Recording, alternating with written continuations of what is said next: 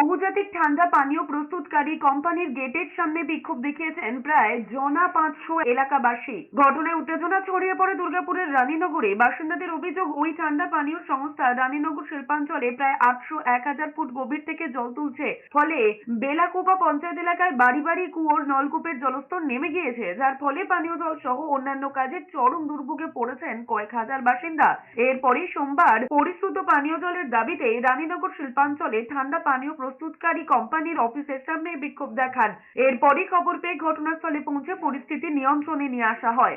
একটাই কারণ, আমাদের জলের সমস্যাটা। এখনো 1000 ফিট ভিতরে যে জল তুলতেছে এরা, এলাকার জল পাচ্ছে না, চান করার জল পাচ্ছে না, খাওয়ার জল পাচ্ছে না। হ্যাঁ, অনেক ভিতর থেকে জল ওরা এই কোকাকোলা হওয়াতে আমাদের খুব ক্ষতি হচ্ছে।